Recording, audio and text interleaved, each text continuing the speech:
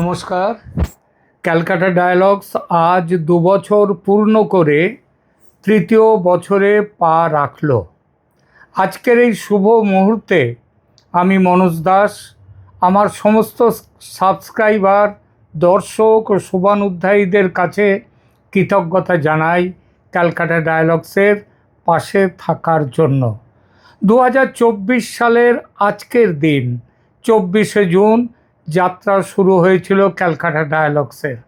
আমাদের প্রাপ্তি এই মুহূর্তে ২,৭৯,০০০ সাবস্ক্রাইবার এবং ৬,৬৩,০০,০০০ বেশি দর্শক। আমাদের প্রথম এপিসোড ছিল বাঙালির শ্মশান যাত্রা। আমার একটি বই আছে, নাম ঘরপোড়া গরু। কলেজ স্ট্রিটের বিবেকানন্দ সাহিত্য কেন্দ্র পুস্তকটির প্রকাশক। এ পর্যন্ত প্রায় ৩০,০০০ কপি বিক্রি হয়েছে বইটির। এই বইয়ের শেষ পরিচ্ছেদের নাম ছিল বলো হরি হরি বল। এই অংশটি নিয়ে তৈরি হয়েছিল ক্যালকাটা ডায়ালগসের প্রথম এপিসোড বাঙালির শ্মশান যাত্রা। তারপর থেকে আজ এই মুহূর্ত পর্যন্ত আমাদের এপিসোডের সংখ্যা ১,১১৫। বাকি আছে শতাধিক শর্টস ও পোস্ট, এরপরেও আছে। ক্যালকাটা ডায়ালগসের চলার পথে আমার বাংলাদেশের দর্শকদের ভালোবাসা আমাকে আলাদা করে বলতেই হবে। একটা সময় আমার দর্শকদের প্রায় ৮০% ছিলেন বাংলাদেশের মানুষ। এখনও তাদের সংখ্যা কমে এলেও প্রায় ৩০%-এর বেশি। ভারতের দর্শক এই মুহূর্তে প্রায় ৬৬%। আমেরিকার দর্শক প্রথম থেকেই ১%-এর মতো। বাকি দর্শক ছড়িয়ে আছেন সারা পৃথিবী জুড়ে, প্রায় উত্তর মেরুর কাছের দেশ থেকে দক্ষিণ মেরুর কাছের দেশ পর্যন্ত সর্বত্র। আমার চ্যানেলের সর্বাধিক ভিউ যে ভিডিওতে হয়েছে সেটার বিষয় বাংলাদেশ, ভিউ তার ১১ লক্ষ। দ্বিতীয় সর্বোচ্চ ভিউ পশ্চিমবঙ্গের ভোট নিয়ে, ভিউ ৭,৯০,০০০। একদম প্রথম এপিসোডের কথা আগেই বলেছি, এবার আর কয়েকটি বিশেষ ভিডিওর প্রসঙ্গ এই মুহূর্তে না বলে পারছি না। ২০২৪-এর ৫ আগস্টে বাংলাদেশে অভ্যুত্থানের পর শেখ হাসিনার দেশত্যাগ ও কিভাবে তিনি দিল্লি চলে এলেন সেই বিষয়ে আমার এক্সক্লুসিভ বিশ্লেষণ সর্বপ্রথম প্রকাশিত হয় এই চ্যানেল ক্যালকাটা ডায়ালগসে। এর আগে আর কোনো চ্যানেল বা মিডিয়া এই খবর দিতে পারেনি। আমার খবরের প্রেক্ষিতে অস্ট্রেলিয়া থেকে একটি চ্যানেল আমার সাক্ষাৎকার প্রচার করে তাদের চ্যানেলে। মোহাম্মদ ইউনূসের অন্তর্বর্তী সরকারের দ্রুত বিদায় যে অবশ্যম্ভাবী, এই পূর্বাভাস আমি দিয়েছি। আমি আবারও বলছি, তারেক রহমান ৫ বছর ক্ষমতায় থাকতে পারবেন না।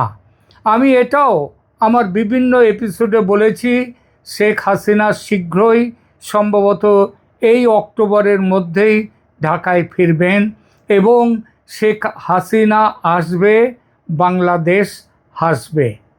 পশ্চিমবঙ্গে সদ্য হয়ে যাওয়া বিধানসভা নির্বাচনে যখন ভারতের নামি দামি সংবাদ মাধ্যম ও সংস্থা মমতা বন্দ্যোপাধ্যায়ের বিপুল জয়ের ভবিষ্যৎবাণী করছিল, তখন আমার চ্যানেলের কর্মীরা ছড়িয়ে পড়েছিল সারা রাজ্যে সমীক্ষা করার জন্য এবং তাদের সেই সমীক্ষার ভিত্তিতে আমি বলেছিলাম বিজেপি এবার খুব ভালো ফল করতে চলেছে।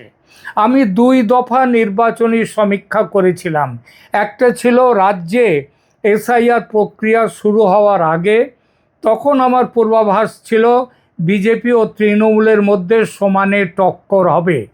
আমার দ্বিতীয় সমীক্ষা ছিল এসআইআর প্রক্রিয়া যখন শেষ হওয়ার মুখে, আমি সুস্পষ্টভাবে বলেছিলাম বিজেপি জিতবে, কমপক্ষে ১৬৯+১০ মানে এই আসন পাবে। তখনও কিন্তু অনেকেই বলেছেন তৃণমূল ক্ষমতায় ফিরবে।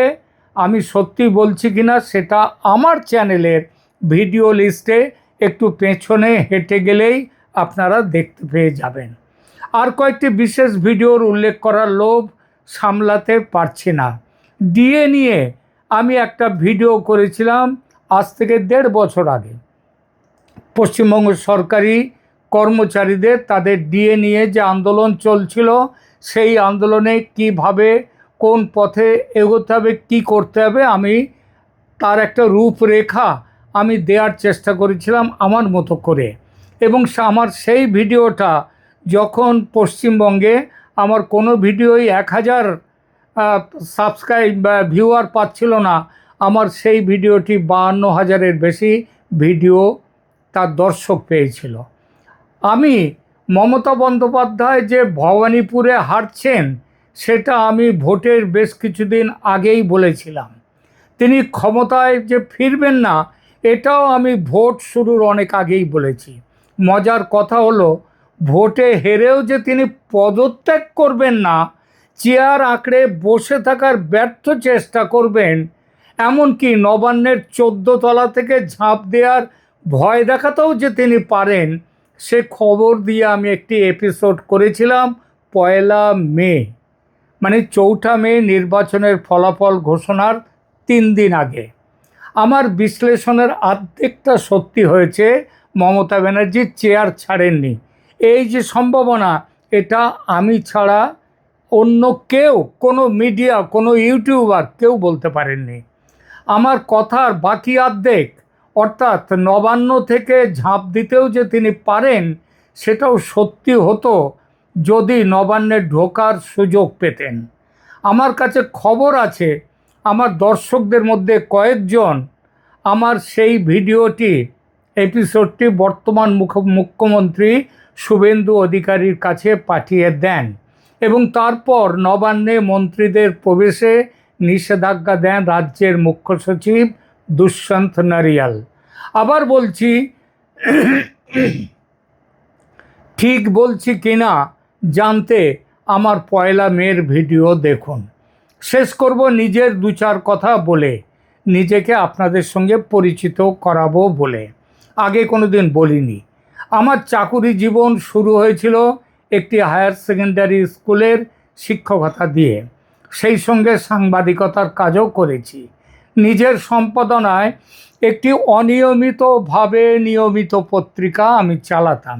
বিষয় ছিল রাজনীতি ও সাহিত্য। ক্ষণজন্মা শিশু বেশি দিন বাঁচেনি। এরপর চাকরি পাই ভারতীয় স্টেট ব্যাংকে। সেখান থেকে অবসর নিয়ে সক্রিয় রাজনীতিতে যুক্ত হই। কলকাতার সল্টলেকের বিজেপি দলের 2বারের সভাপতি, মণ্ডল সভাপতি আমি ছিলাম।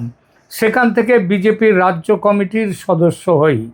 পার্টির রাজ্য পাবলিসিটি লিটারেচার ডিপার্টমেন্ট বা প্রচার সাহিত্য বিভাগের কনভেনারের দায়িত্বে আমি ছিলাম একটা বড় সময়। দায়িত্ব ছিল পার্টির মুখপত্র যে কমল বার্তার সম্পাদনার কাজেরও আমার। আপনাদের অনুমতি নিয়ে আমার সাহিত্য জীবনের 2-4 কথাও বলি।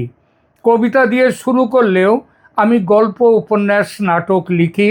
আমার লেখা গল্প প্রকাশিত হয়েছে দেশ, সানন্দা, বর্তমান, চতুষ্কোণ, বর্ণালী, লেখক সমাবেশ, উল্টোরথ, কিশোর ভারতী সহ আরও বহু পত্রিকায়। নির্বাসন উপন্যাসের জন্য আমি উল্টোরথ পুরস্কার পাই। নাটকের জন্য আকাশবাণী কলকাতার সেরা নাট্যকারের পুরস্কার পেয়েছি। আকাশবাণী কলকাতা সহ বিভিন্ন কেন্দ্র থেকে প্রচারিত হয়েছে আমার লেখা 22খানি নাটক। প্রকাশিত গ্রন্থের মধ্যে আছে গল্পগ্রন্থ মুখোমুখি, মায়া জ্যোৎস্না। 6টি উপন্যাসের সংকলন আছে আমার, চিত্ত চরিত্র।